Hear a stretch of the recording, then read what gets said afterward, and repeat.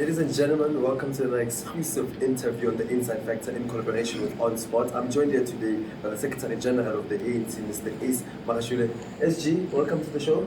Well, thank you, and thanks to the viewers and anybody who's listening, viewing, and thanks for your time. You seem in good spirits. For someone who's fighting legal action against a big organization like the ANC, you seem to be in very good spirits. How do you feel?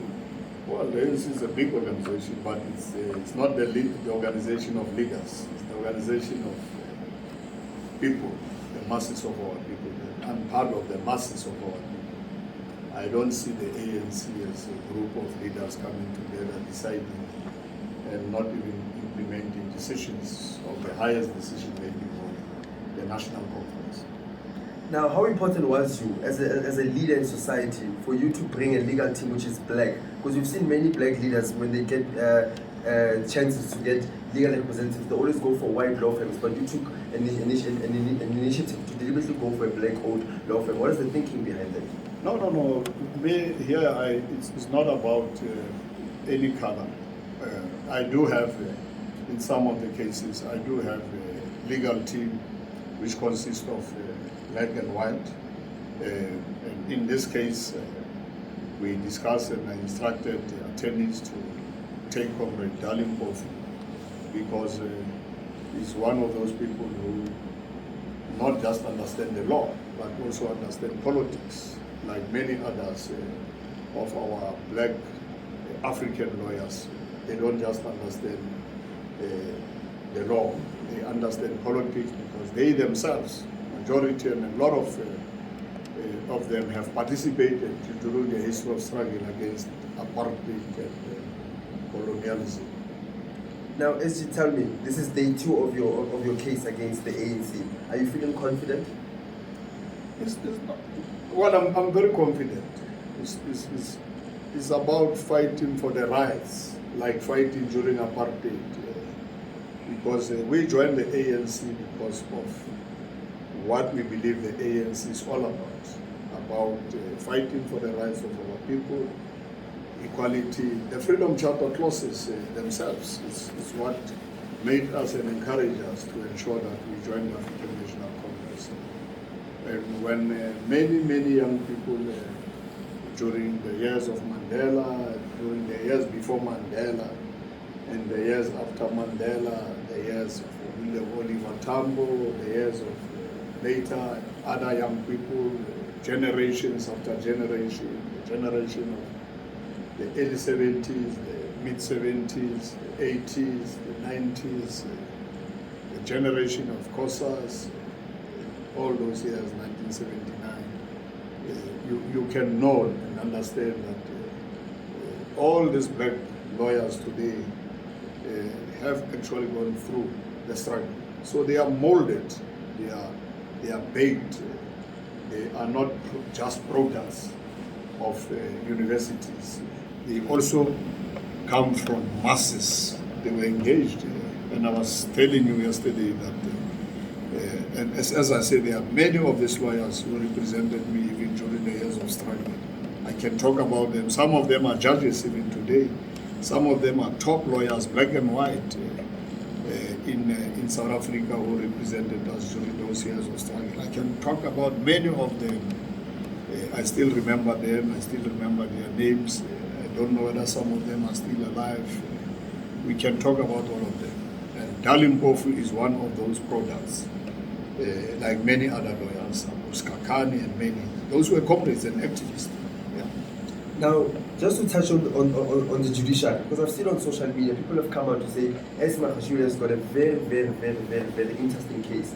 By no other means he has to win this case because the constitutional arguments that they're putting across are very comprehensive. But many people feel that Ace Magashule is not going to win this case because people like Ace are not going to be treated fairly by this judiciary. Do you think you're going to get a fair trial? I don't want to cast any doubt on our judges. I know what people say about judges, but it's not a general thing. Just like in society, there are good and bad people. There are people who do wrong things and who do right things. So we can't say this judge and that judge and that judge.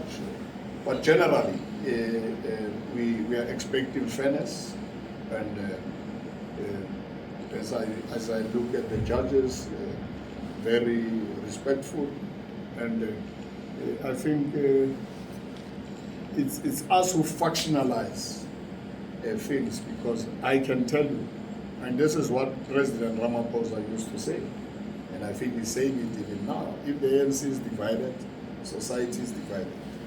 If the ANC is divided, the judiciary will be divided. If the ANC is divided, churches will be divided. It's not just me. It's not me saying that. The president has said it so many times.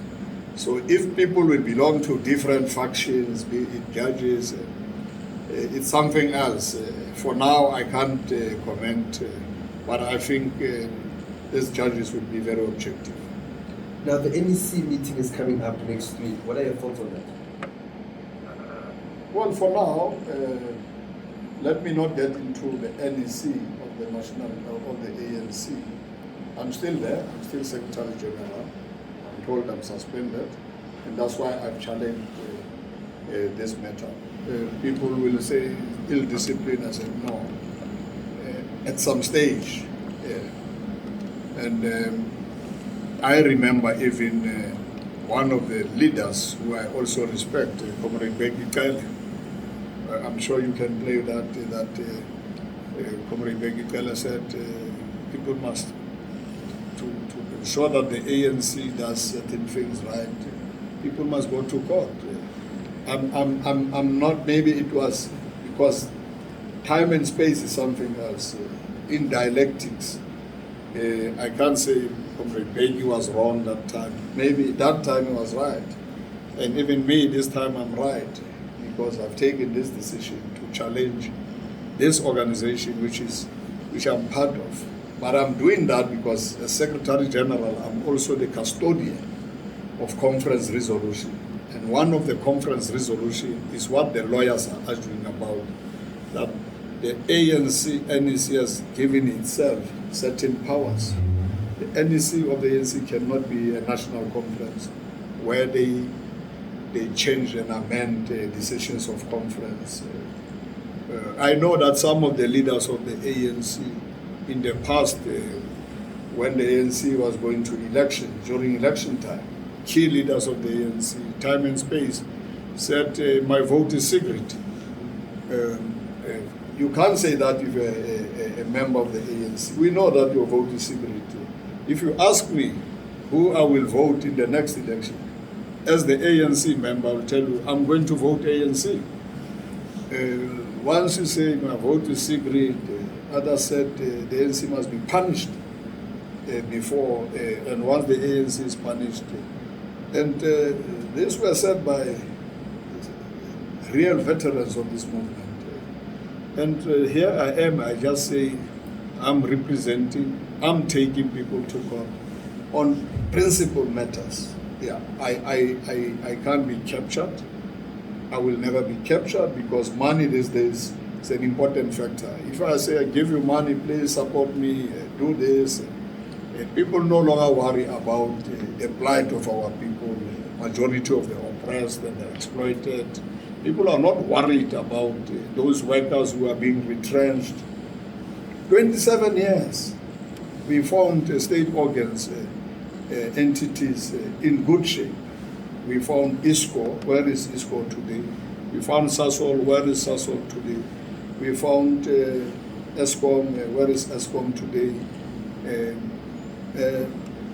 And since 1994, we employed black excellence. If you can take qualifications of black African people, blacks in general, Africans, and you look at the people who were employed, deployed, wherever, highly qualified. Today you are telling us that these people are not competent, they are not qualified. What determines competence? The color of the skin, white, superior, black, African, inferior. No. When black business does business, corruption, when a black company gets a tender of 10 million, A white company gets a tender of 10 billion. No corruption. When we interact with black and white companies, because there is no business person who doesn't actually interact as an investor, as an employer, who doesn't interact with government. Now, just to interrupt you there, you're speaking about the difference in treatment between the white executives and black executives. And I remember talking to you when you were addressing young people, you said, and I'm going to quote you here, SG, it is time for black consciousness to return. Do you think that we need black consciousness now more than ever? We need it more than ever. And overall we need mental consciousness.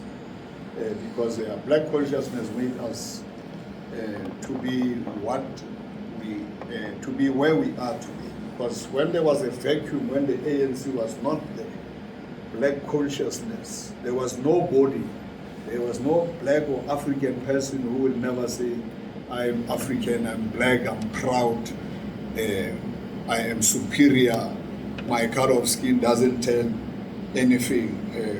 I'm equal to that white person because of the color. But the mental consciousness is very, very important now, because people think that if you are white, you can actually be an executive. I've proven people during my term as MEC, as Premier, as whatever, black is beautiful, black is excellent, black is intelligent, just like white. If white is intelligent, is superior, black is superior.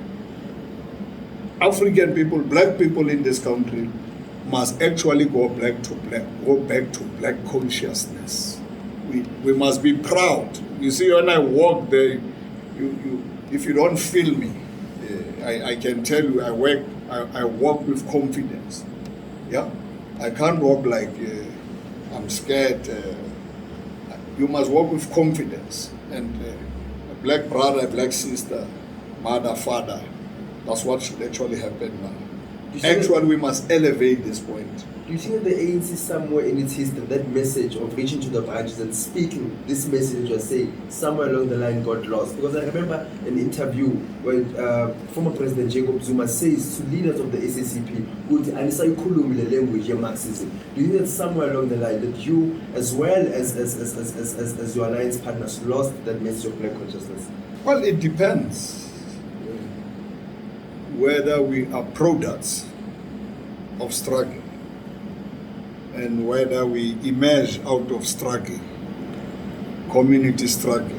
Because if you have not emerged from community struggles and you don't participate at that level and participate at a high level, and you have never been baked, cooked in an oven of struggle, now that there is no, because the struggle is still there, it's still continuing, because the struggle will only end when there is no poverty, when there is no unemployment, when black people and white people are treated the same, when you don't feel that white color is superior, when white child and black child go to the same school, when we have decolonized our education system.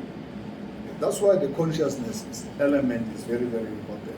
And I'm sure, not me, I believe in the people. Our people will finally determine the destiny after 27 years or whatever years of freedom. They will see that we are actually going back. Yeah?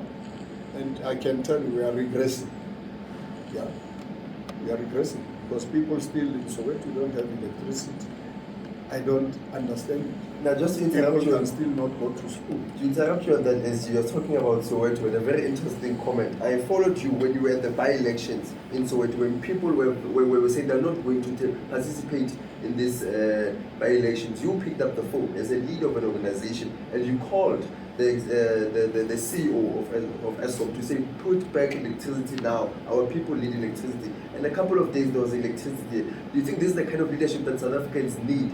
To pick up the phone and call on business executives and call on those who are running SOEs to say, provide services to our people? No, it's respect. Respect others, they will respect you. Interact, they will interact with you. But have the feel of our people. If you are not part of our masses, you'll never ever understand them. You'll take decisions which you think are good decisions. You'll worry about investors. You don't worry about people who don't have food. I worry more about these people who have struggled, who have actually brought freedom, who still don't have food. I'm worried about those MK soldiers. I'm worried about APLA soldiers. I'm worried about Azangla soldiers. I'm worried about those who still sleep under the bridges. But I'm also worried about the general public which participated in struggles. I'm not worried about investors are important, yeah, but I am more worried about these people, and me and you, black and white, those who have something, we can make a small contribution, even if you contribute. And when I was premier, we formed through the persuasion of MEC Ntombela at that time, or then, we formed what we call the Friends of the Free State. And any person, I think I was donating 1,000 rand a month, yeah? And that 1,000 a month was able to feed the other MEC, the other mayor, and the general public. Some of the employees of government were contributing 100 rand, 200 rand. That's what we should do, because you can't earn, you can't be a multi-millionaire, billionaire. You can't even fund one student. Yeah? I've done it myself. Now you're touching on a very important issue on students. For some of us who come from the student movement, I remember at Vents University, there was a list of students from the Free State that was called and that was given to the SRC to be given to the leadership of the Free State for those students to be paid their school fees. I'm asking this question because that history of your term seems to have been erased because you seem to be a villain, forgetting about all the students that you've helped out. How does that make you feel? Well, we must go back to the 70s when education became our passion. And I can tell you, we can talk about presidents, and we can talk about the presidency of Jacob Zuma when he became president of the ANC, and he convinced the ANC to adopt education as priority number one.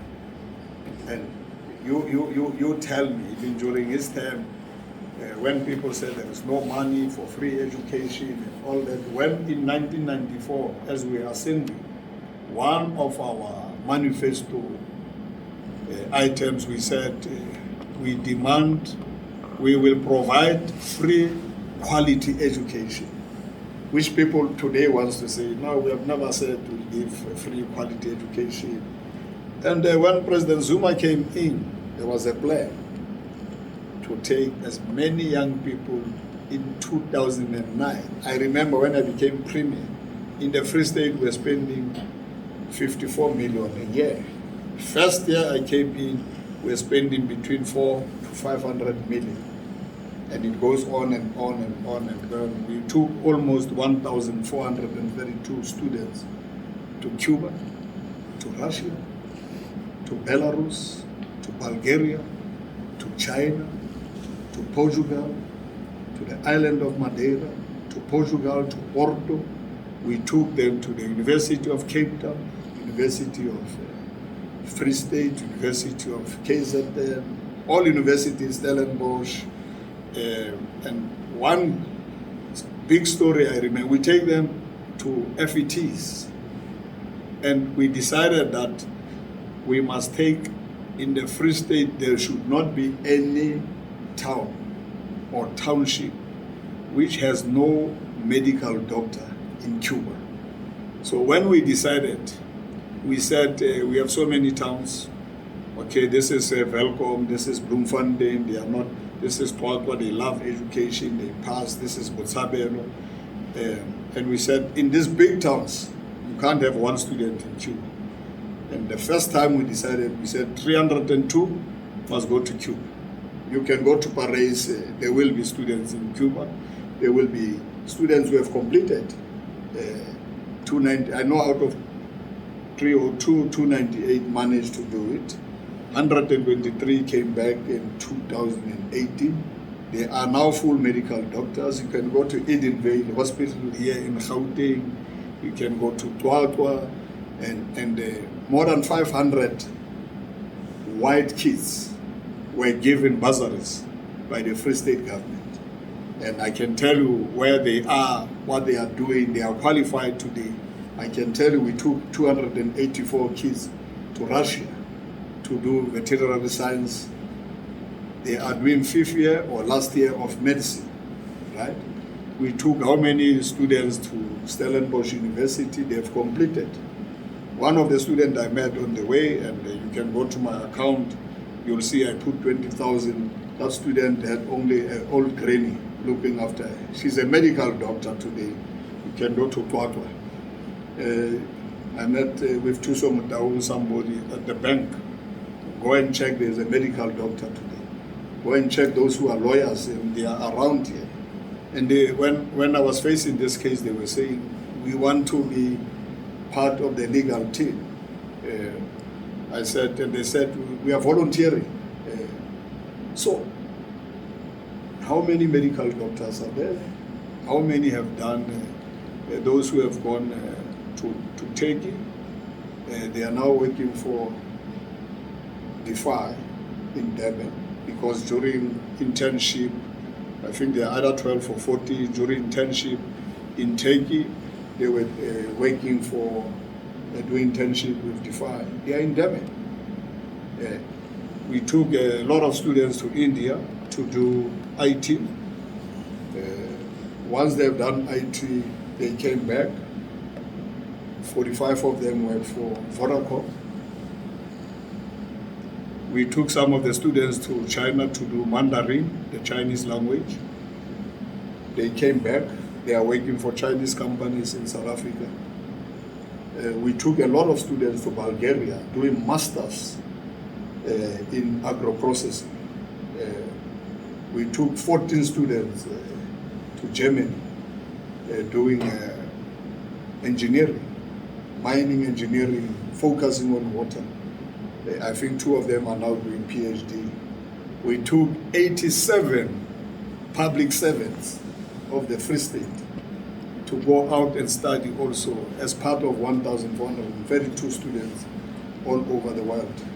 Now, so we were investing, and every year we were visiting the students, whether they are in Russia, whether they are in Cuba, whether they are in Portugal, whether they are in Belarus or Germany or India, whether they are in Stellenbosch, every year without fail, long before exams.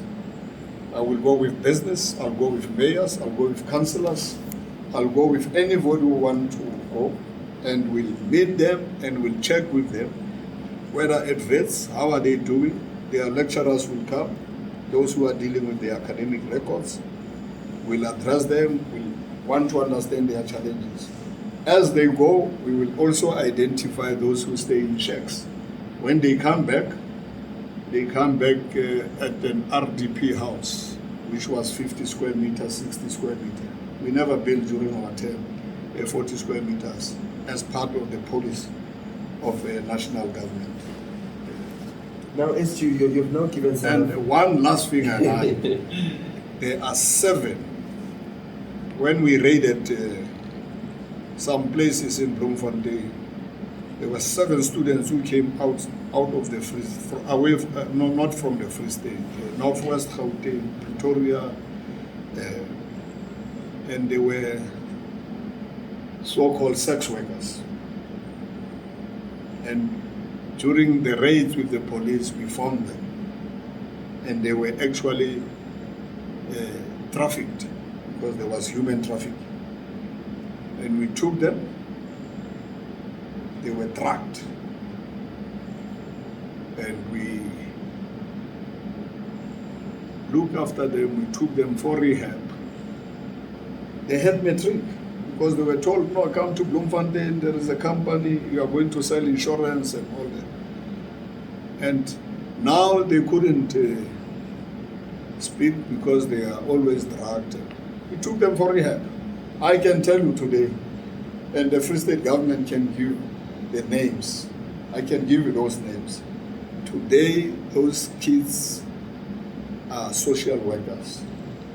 We took them to the University of the Free State. There are 7 of them, and they are working for the Free State government, employed during our time. That's how we took education serious. Yeah, we took a lot of teachers to go out and study for ECD schools in Portugal, India, and that's why the Free State became top in terms of education, because we will actually focus on education, and we will visit every kid. And when I'm with business people, black and white, because these days it looks like if you are black, you are targeted. White businesses also assisted the people of our students, and when they talk as if it was only black companies. And what is wrong with black companies having assisted? Tell me which government, minister, premier, mayor has never approached a business to say, can you assist? This old granny does not have a house, can you assist? This child does not have money. And they call it faith capture. Now, I just want to find out from you. Now, I'm happy you've given South Africans another side of Magashule they wouldn't normally see from mainstream media.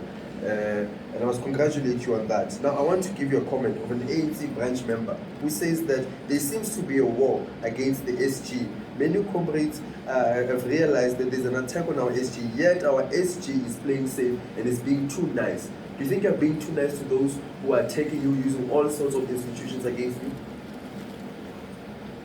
I don't think I'm playing nice. It's just that I believe in the law of natural justice. I can tell you, even the criminal case against me, it's a fabricated case, it's flimsy. Even the ANC top 6 has said these charges are flimsy. They may want to deny, but there is record. In case they deny, there is record of the meeting of the top 6. We were saying to Darlene Kofu, maybe we must produce the record.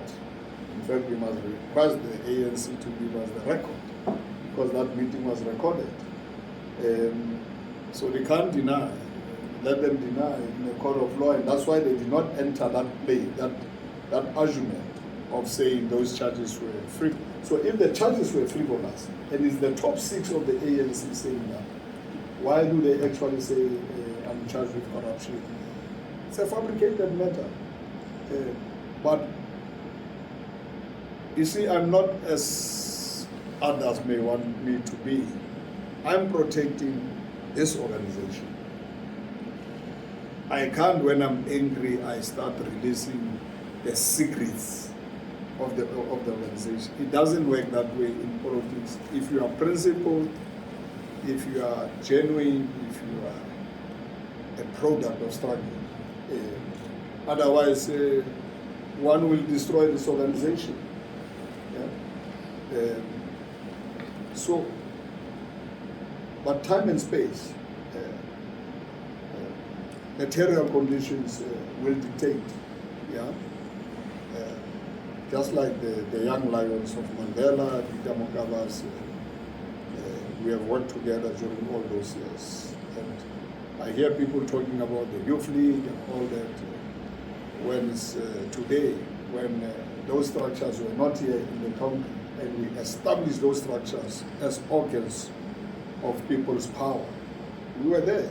There was Kumalo Youth Congress, there was Soweto Youth Congress, there was Atteridgeville Youth Congress, there was Maupeng Youth Congress, before the ANC Youth League.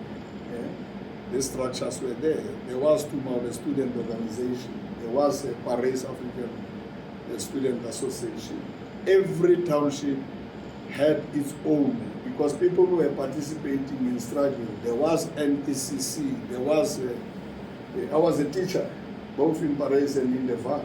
I taught a lot of leaders in the Val. I taught a lot of leaders in the Free State. And we are the ones who even mobilized during those years of People's Power in 1985. In case people don't know, that we even mobilized those. We are talking about the issue of the charterists and the workerists, remember? And that's why we were actually able to establish COSATU. We were organizers, mobilizing workers without even working to join COSATU, and we said, if you are a charterist, you believe in the Freedom Charter, come and... So we were people who founded the COSATU as a trade union. When it was launched in 1985 in Durban, we participated on the ground to ensure that we killed the workers and we recruited them, because politics of persuasion, very, very important. And right? And this is where we are in terms of struggle. So we can talk about this history of struggle. One day people say we must even write. Because people who now tell us that, are people who were never even involved in community struggle, in student struggle, in youth struggle. Maybe they went to university, they started participating there. You can't, there will be a difference between somebody who have participated here and participated at that level. You can't be the same, organic. You understand things better. In its dialectics, you understand. Now, SG, you mentioned something about the suffering that you went through during apartheid, and you growing up in poverty, and how you are rooted on the ground. How important is it to be a black leader, to not now be associated on the top here, but to go back to on the ground? Especially, there's the same way they say, Wanamu, we are the son of the soil. How important is it as an SG to give a message to your comrades on the ground? Say, let's go back to our branches, let's go back to our people are in the squatter camps and the informal settlements. The people I've worked with during years of struggle understand it far better, because Basotho bare motho ke motho ka batho. I can't be today when I was poor, when I did not have shoes to go to school. In my township there was only one secondary school, there was one primary school and one primary school. So all of us started there, and when we were doing matric, we had in my township, Paris to Maule, you ended at grade 10. From there you had to come somewhere to Soweto, or go to the Val, or go to Kwato to do your matric. There was no matric in Paris.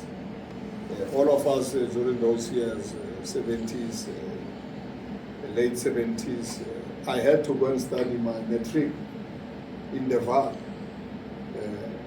state school, residential state school. And I know the Val more than most of the people who stay there. I know Soweto more than some of the guys who stay in Soweto, because when I was on the run during the 80s, I was in the run here in Soweto. I was in Meadowlands, I was in Deepproof, I was in Dobsonville, I was in White City, Jabavu, I was in Shawela. I had apartments in Parktown North and South. I had apartments in Yeoville. I had an apartment in Rosettenville. I stayed in Alexandra for 14. I know those comrades were struggling during those years, but Mike Beer, in Alex and many others, Thomas Maikiso, Paul Mashatile. I know I've worked during the days in Soweto with many comrades here during the time of Dr. Mutlano. I know the comrades in the Eastern Cape, in Danzani. I spent some time in the Eastern Cape in Danzani. That's where I worked with comrades like Alfred Metele. He was part of the SACC when we were charged with high treason in 1982. and were found guilty of public violence. We were staying at Mdantsane during those years of struggle. And Bomafakoke in Duncan Village, Kusiza Jigela. Those years of trade unionist, serious trade unionist, the Eastern Cape was vibrating during those years. So it was vibrating. I worked with the people who formed the youth of South Africa when the ANC Youth League was banned, Budikin Mate from Swane, Pretoria. I worked with the first president of COSAS, Ephraim Mohade from Limpopo. I worked with Peter Mokaba. We were always hiding here by Kenya College. And we recruited Contra Lensa where it is today with Peter Mokaba and many others. So I can tell you about when I was staying in Mayfair. I stayed at a place with Matthew Chuckleson. Matthew Chuckleson was a student at Vets with Edwin Rishkin. And we were staying at their place in Mayfair. He's a lawyer now, senior counsel today. I know his father, Alpha Chuckleson. I know Jeff Butlander. I know Krish Naidu. I know Richard Spoor, Chris Waters, David Dyson. I know the likes of all these black lawyers. Vali Musa's brother was once also my lawyer. All these lawyers I'm talking about were once represented us. I know the likes of Aubrey Mukwena, majority of leaders in Soweto, in Tshwane, in Pretoria. I know Kenny Ngolfe and many others in KZN. Those were leaders. I know Eric Molobi. We worked together in the National Executive Committee of NECC, National Crisis Committee. We formed the VAPRO, the VAL Teachers Union, before it became SATU in each and every, those years of forming people's organs.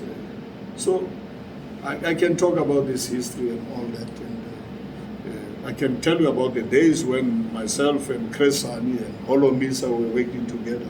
In the underground, we were given guns by Holomisa, the general. Now, just to touch on that very interesting point now, you mentioned Peter Mugabe, you mentioned Chris Hani. How important was it for comrades like yourself, for comrades like Winnie Mandela, for comrades like Peter Mugabe, to not go to exile like others went to London, to stay here on the ground? How important was it for you guys to be here on the ground, to fight with the people, while others were sitting? We are facing the bullet here.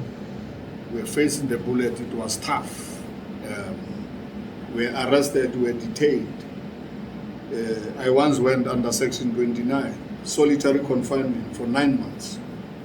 When you are in that solitary confinement, you run mad. I think before 3 months, I almost attempted to commit suicide because I was tortured on a daily basis. I was alone for 9 months. My parents and my friends and my family, the relatives, comrades did not know where I was. And I was in a small place called Kopis. And my parents thought I was in Robben Island. For 9 months, I could not see the sun. I couldn't see people. I was choked during the night about the ANC, Oliver Tambo, hand grenades and all that, Winnie Mandela, Chris Hani. And I've been in and out of the country with meeting the ANC. And I've met Jacob Zuma, Steve Tshwete, during those years of struggle. I met Steve Tshwete when we were students at Fort Hare, and when he left, but we remained here. The struggle was here. Mkondo Wesizo was there. We were told to ensure that 1 egg during the morning, 1 egg in the evening, 1 egg. 1 egg was a hand grenade. In fact, if you have to attack the enemy. And we are given tasks which I can't talk about them today, but here in Soweto, we are in the VAR, in Paris, in the Free State, in Harrismith, in Bloemfontein, in Kronstadt, in Botshabelo. This is where, until I can tell about leaders now who you see as national leaders today, that those were some of our products. And And I can tell you, as I say, about the many leaders who are leaders today, who were my students, including the mayor where I was teaching in my town, Paris, is the mayor currently, was my student at Matric. And I can tell you about the Val uprising. And this is why I said people don't capture this. Soweto, 1976, September 3, the Val. Nobody talks about Tumalo riots, July 15, from Tumahole to Soweto, to September 3, the Val, from the Val to Cradock, and the rest of the country, against black local authorities, against VAT, the Quorum of Bills. Nobody tells you about that history.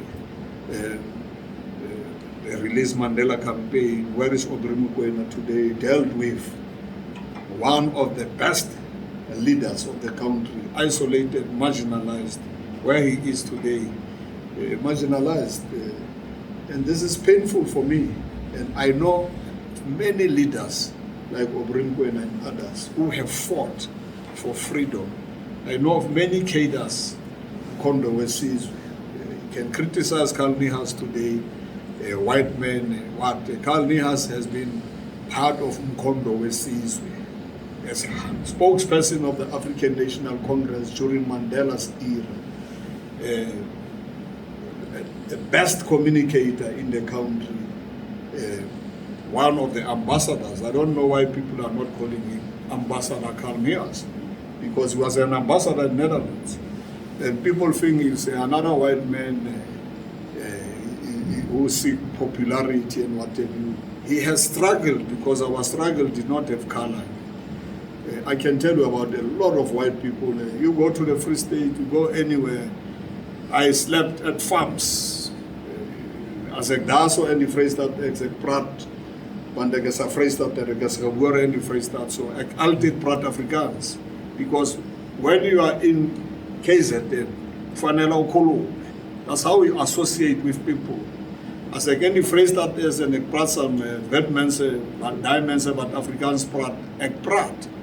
Want ek het geleer gedurende daai tyd van Bantu education, when they forced us. We are the last class of Afrikaans.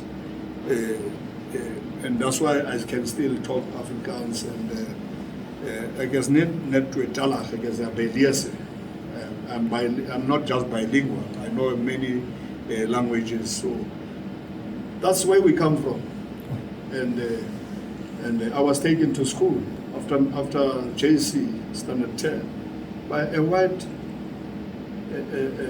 an employer of my mother, a domestic worker in Sasol, a certain divisions. So that history is very important, and that's why I believe in non-racialism. But non-racialism doesn't mean that you take things automatic, white is important, you must count. We must level the playing field. You can't say no.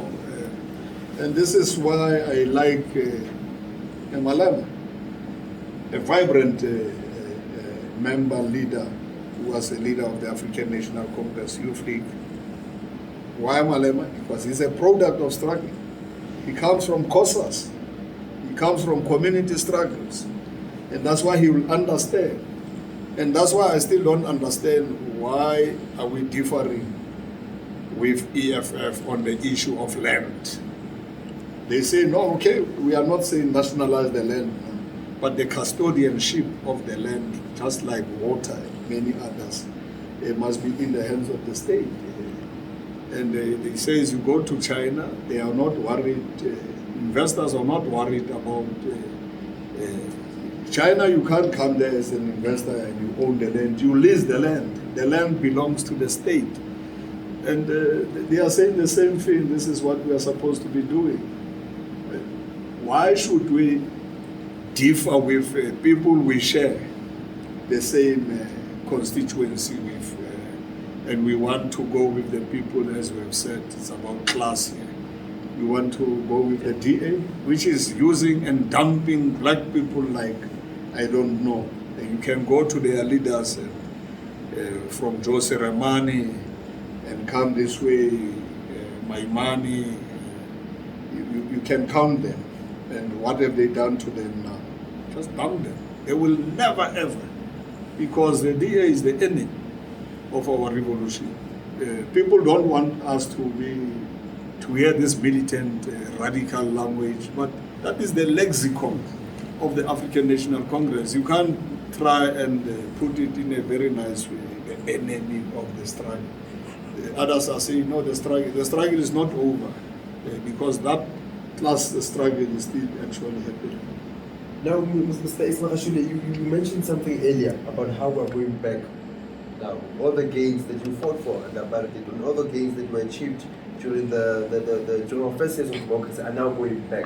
Do you think it's time for all progressive movements to now come together to form one common voice and one common message to the people on the ground?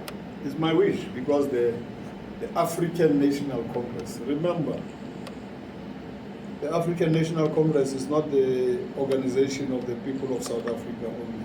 It is the organization of the continent.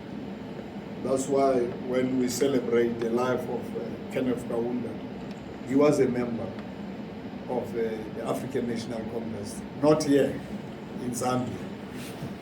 So you see how the African National Congress, when it was formed in Bloemfontein, leaders from Lesotho, Botswana, Swaziland, they were there. And if you talk about the African National Congress, if we had time, I could tell you even about the churches, be it Bantu Church, be it Shembe, be it ZCC. When did they actually emerge? Shembe 1910, ZCC, so Bantu Church, same type of years, the African National Congress, only 1912. Long before Mandela. Mandela was born in 1918. Because that's why I say we must not think about the struggle in individuals. We must think the struggle in the masses. It's not the leaders who count, it matters. Because we don't talk about those people who came before us, who fought better than us. We think it's us who have fought for freedom. No, there are many people who are far better, and they have never been on the media space. So we are regressing, because positions which were held by black African people, qualified,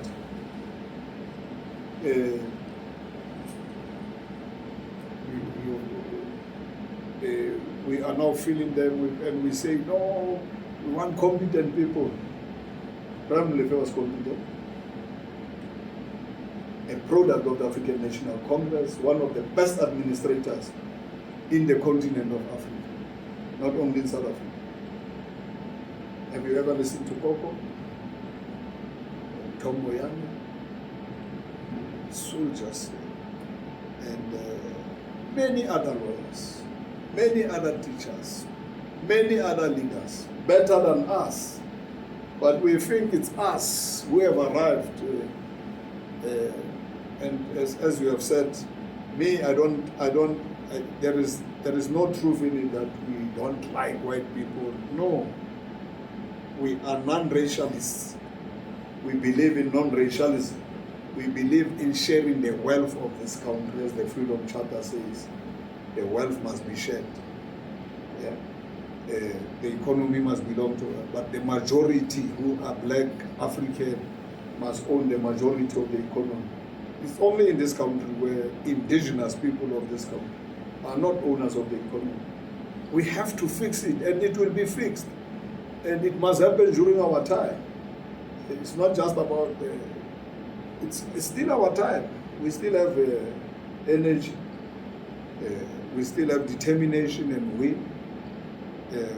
And I so wish that generations to come, the problem which we have done was to abandon political education. We don't talk about this history because people want us to forget about where we come from, so that we don't still blame apartheid. We will forever blame apartheid. Our people don't have sewage in my township. There are still those who don't have sewage. There are still those who sleep without food. There are still children. This past days, I was in Paris, I was at the landfill. I found 3 matriculants there. I can tell you those 3 matriculates are going to be my project. And when I say my projects, I work with whoever wants to come and assist, because I am where I am because of the masses of our people. And I can't go back now. I can't retreat until those people, those children with food, and those parents of ours, we have nothing, and we still want to say we are better. No. If I have to die a pauper, like one of my friends, Fezileta, where I come from, the region, a wonderful comrade, legal mind, but he died as a pauper. And many, many other comrades. If we were here, one of the best commissars in terms of political education in Soweto, and he died. He did not die rich. Sol Sote is here in the Val, one of the best known leaders of the Val uprisings. What happened to Sol Sote? Who talks about Sol Sote today? Nobody. Now, you touched on structural racism and structural planning earlier on. Now, I want to find out something from you. You and certain comrades in the Free State deliberately made it an agenda so that the Home Affairs must be in the township. What was your thinking around that issue? I wish we had more time. We are going to have made sure that I love it in Bloemfontein, the Department of Home Affairs, where you get your birth certificate, where you get your ID. It's in the township, Mangau. So black and white, you move from a white suburb, go to that black township. I think Soweto started doing that. There are Home Affairs offices in Soweto. Fortunately, your white counterparts, suburbs here have offices. Who said offices must only be in white suburbs? Why should the people of Paris go to Sassoonberg, white area, to go and get birth certificates? Why should people of Helbron? Those are the things we still have to change. Why should a person from Pumelela in Friede-Wadi go to hospital in Harrismith or Twaki, or even go and get the death certificate there? We're going to change this, and I hope, because I was not working alone, I was working with a collective. It was not me, it was a collective leadership working on the basis of ANC policies, trying to change the country and the conditions of our people. We must still strive for that. I still yearn for all of us to understand that wherever we are, whatever we do, we must never forget where we come from.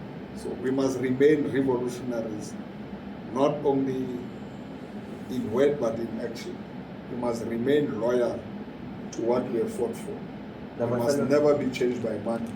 I know money can change people, but I'm preaching that let money not change you. If they give you money, take it, spend it, eat it, but never change. Remain who you are. Mental consciousness. Now, my final question to you, Mr. Magashule, what is your dream for South Africa?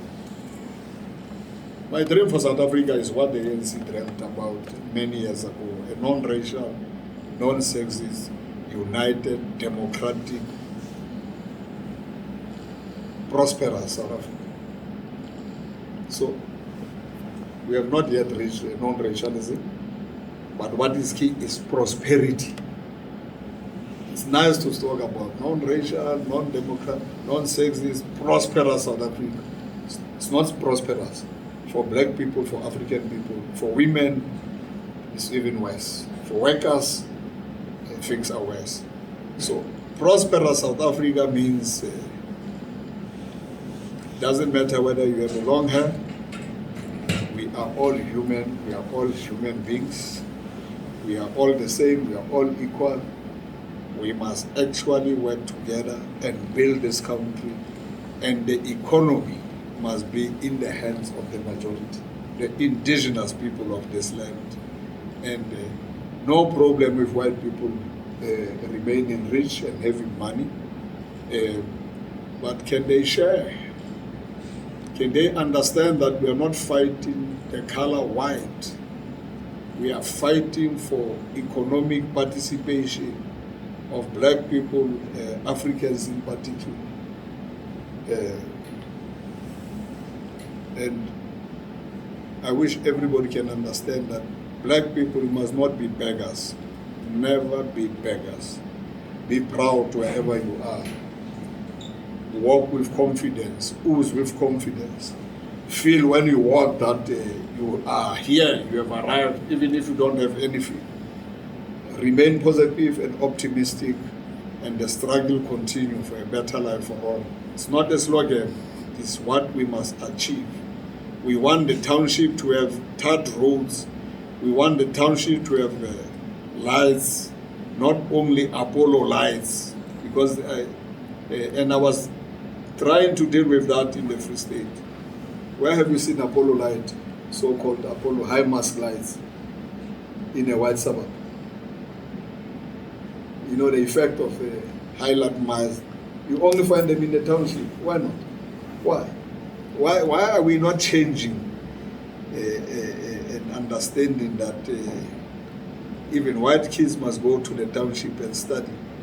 Why don't we build best facilities in the township where people? Why don't we build industries? And we are about to do that in the province. I hope men and women we left there will still continue that legacy. And I wish and I hope, and I was inspired by a simple, humble leader, President Jacob Zuma, a man of the ordinary masses, a man who's an organic intellectual. Sit down with your masters and doctorate and discuss anything with President Zuma. You will understand that education is not certification. Education and certifications are different, and quality education, and that's why we must decolonize our education.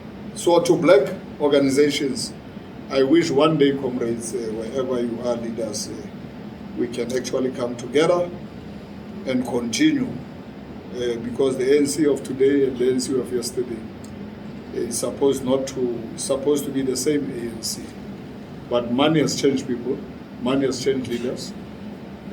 So don't think that, and Marx told us, material conditions. So conditions today are different from conditions of apartheid. People who are fighting for freedom today are the people who love money more than the people who are still struggling.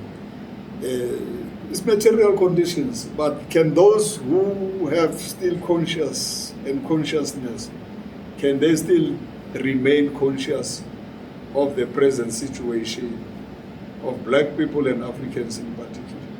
And can you rise as black Africans wherever you are? Can you come together as black business and ensure that you are not jealous when somebody prosper? Can you come together, fight together, and ensure that the economy of the country comes back to you and the people of South Africa? So be it with the land question. I hope and wish that the ANC and EFF can find each other, because I know other black organizations will definitely support whatever position the EFF and ANC come with. We have engaged with them. We have engaged with UDM. We have engaged with as Secretary General. And we were about myself, DSG and TG. We understood that there is no way we can't work with EFF.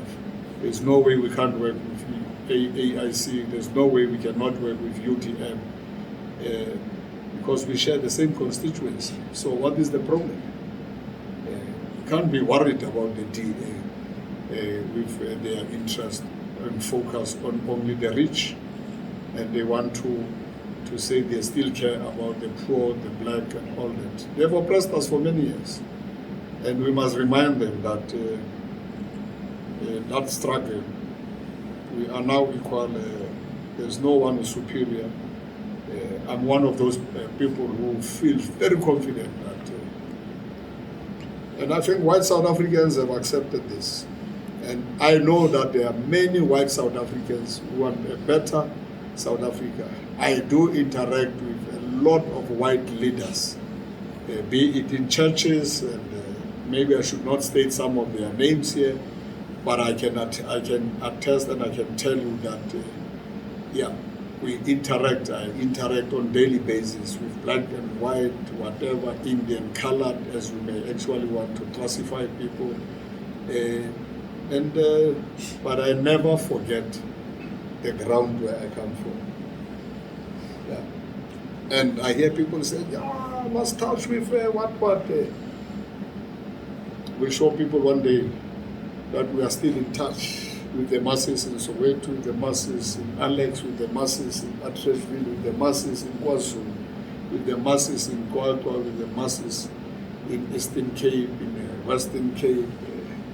I'm still in touch, not just with ANC card-carrying members who are 100, branch of 100, 200. I'm part of the society. I'm part of communities. I know where I come from, and that makes me proud. I'm a proud African. Yeah. I know where I come from, and I will never abandon my principles and what I fought for during the years of struggle. Mr. Magashule, thank you very much for your time. Wonderful. All the best. Ladies and gentlemen, that was yet another exciting episode of the Inside Factor and On Spot. Do watch us every Sunday at 6 p.m. Until next time, goodbye.